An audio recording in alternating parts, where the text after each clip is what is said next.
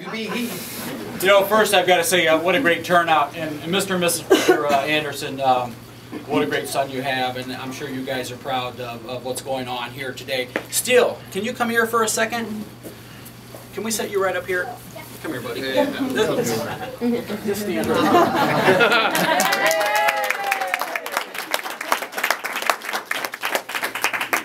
You know, a few years ago, I decided to put my hat in the ring for Congress. And we've got a guy that's here today that's throwing his hat in the ring for the 72nd District. And I think that there's one thing that him and I have in common is that this is a lot bigger than all of us. This isn't about wall plaques. It's not about making a career out of things.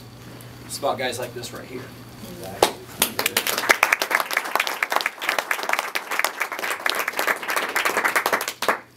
We live in the greatest state in the nation. Amen? Amen. Amen. And, you know, as we've watched the destruction of Illinois, here this year alone, we took the largest tax increase in the history of the state. And year to date, we've lost over 89,000 Illinois jobs. Think about that for a minute. What we have to do is we have to put citizen legislators into office. We've got to get people that are going to go in there that have a sense of urgency, that are going to make some changes, that are going to be positive for businesses and create this environment to where people want to stay in the greatest state where we've got river, rail, roads, hardest working people in America. What I did this morning, I was thinking about some things I wanted to talk about, because if we look across the United States of America, what's happening today, you know, we've got some protests going on, millions and millions of dollars worth of damage happening across the country. You know, here's yesterday's Washington Times.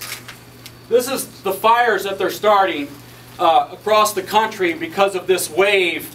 And, you know, we never saw that with the Taxed Enough already, folks. But I want to read this off and then do an introduction. But some folks believe that this came from Abraham Lincoln, but it didn't. I learned that this morning. This was actually by William Butler. And it goes like this. You cannot bring about prosperity by discouraging thrift. You cannot strengthen the weak by weakening the strong. You cannot help the poor man by destroying the rich. You cannot further the brotherhood of man by inciting class hatred. You cannot build character and courage by taking away a man's initiative and independence. You cannot help small men by tearing down big men. You cannot lift the wage earner by pulling down the wage payer. And you cannot keep out of trouble by spending more than your income. Not only in Washington, D.C. are we spending more than our income, but also in this state. We're in some pretty scary times. And I truly believe that in tough times, certain people are called to rise. We've got a huge mess, not only in Illinois, but in the entire United States of America. I use this line time and time again because it hits home. The greatest generation were called upon. You know, they could have just laid down when they went through the Great Depression. They could have laid down when we had the wars going on. But they chose to rise up and take the country back and get it back on the right track. And I think that this guy here has the proper motivation to where we can help get our state back. And you know, I believe the guy that these guys are running against, you know, I believe that Pat is a great guy. He's a nice guy, but when it votes for the state, what we've got to do is look at the votes and how he's voting and how it's adversely or positively affecting our state. If it's a good thing, we keep leaders in that are doing good things for our state. But if it's people that are being told how to vote, we've got to do some change, and we've got to get good people in there that get fiscal house in order here in the state. So I have the honor today to introduce Neil Anderson. Neil, you come up and take her away. And Steele, you can hang out with your dad.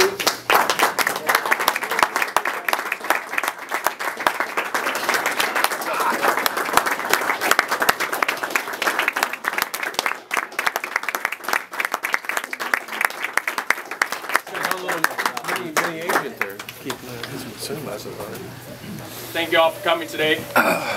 My name is Neil Anderson, and one of the reasons for this gathering is to publicly announce my candidacy for Illinois State Representative in the 72nd District. To also tell you a little bit about myself.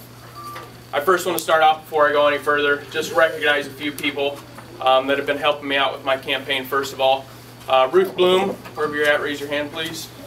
Thank you, Ruth. My campaign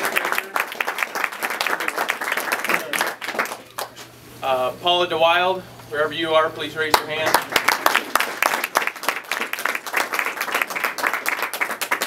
Mike Wernsman, Mike Carson, and Mark Leone, please raise your hand.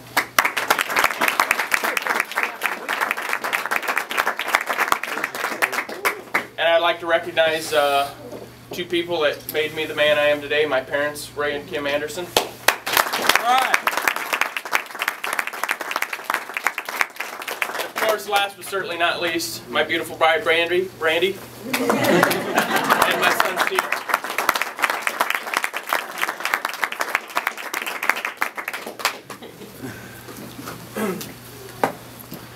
I was born in northeast Nebraska. I moved to the Quad City area at the age of 2 with my parents. I grew up with loving parents, Ray, my dad, Kim, my mom, and a younger brother, Jack. I was brought up with a conservative influence, and I was taught that you can do anything if you work hard. I was also brought up with basic common sense principles. Don't lie, don't steal, be good to your neighbor, and don't take anything you didn't work for. My dad was a small business owner, my mom a registered nurse, and my brother at the time, as all younger siblings are, an infant. I graduated from Davenport Assumption High School. I went on to college at Iowa Central Community College in Fort Dodge, focused on general studies. From there, I transferred to the University of Nebraska in Lincoln, where I furthered my studies and focused on my prerequisites for chiropractic school. While I was at Nebraska, I was able to achieve, up to that point, a lifelong dream of being able to play football for the University of Nebraska Cornhuskers. Go Big Red. I paid him to say that. I was told countless times by friends and coaches in high school that making a Division I football team would be unachievable, much less a top-tier team like Nebraska. I signed up for tryouts. I was one of 372 other student athletes trying to make this elite team. Long story short, all of those 372 athletes there that day, all were cut but one. Having achieved this dream solidified me even more the values I was brought up with. You can achieve anything if you work hard. Much like people in high school, friends and coaches, I have people telling me, Neil, this race can't be won. Not in the 72nd district. My answer to them, I love when people tell me I can't achieve something.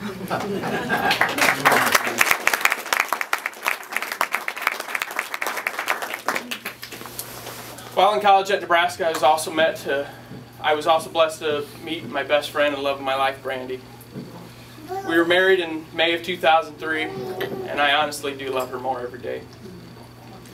We moved to the Quad City area after college so that I could pursue graduate school.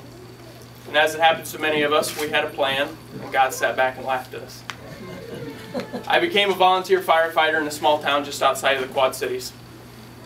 It didn't take too long to realize that this was my true calling in life. I attended Black Hawk College and became a paramedic. I was hired at the Moline Fire Department in November of 2006, where I'm still serving today. I have been blessed with having the best job in the world, being able to serve my community and helping people in emergency situations.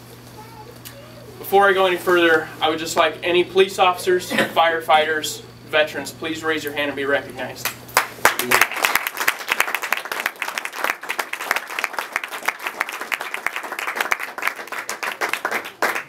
Thank you all very much for your service. I, like these men and women I just mentioned, are a special group. This is just one example of where our government has failed them and you. These outstanding citizens, police officers, firefighters, veterans, we all fight for the same common goal: protecting lives, protecting property, and protecting freedom. This is a group of Americans that are having their jobs and livelihoods put in jeopardy by state and federal bureaucrats that would rather spend your hard-earned tax dollars on frivolous nonsense. I am honored to fall into this group of hardworking Americans.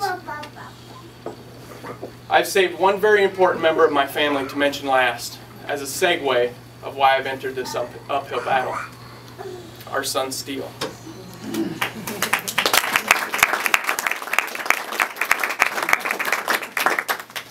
This 7-year-old blessing from our Creator had 3 strikes against him the day he was born. Why?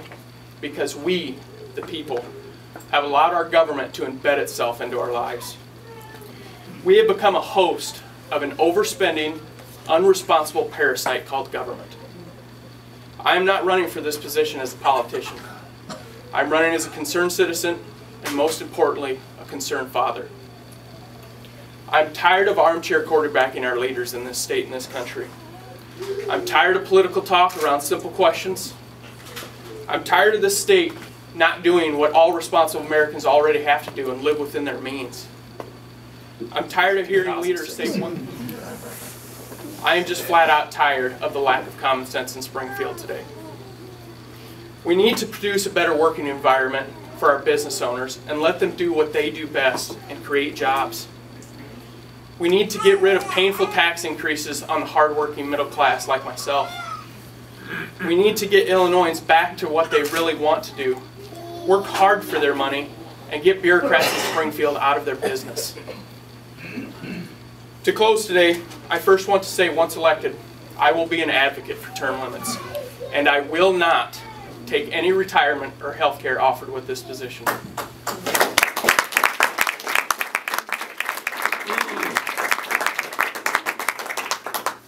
Once again, I'm not a politician, but this I can promise you. You and no one else will shake my values or my moral compass. If you ask a simple question, you will get a simple answer. If there's something I don't know, I will tell you and I will seek out that answer. I will speak loud, clear, simple, and most importantly, I will speak without fear. Thank you all for coming today. This race will not be won by me, but by you, the voter. Please help me in any way you can, whether it's volunteering time or donating some of your hard-earned money to our campaign. I want to leave you today with one of my favorite quotes that I think encompasses where we're at as a state today. Do not pray for an easy life, but pray for strength to endure a difficult one. Thank you all for listening. God bless the state. God bless America.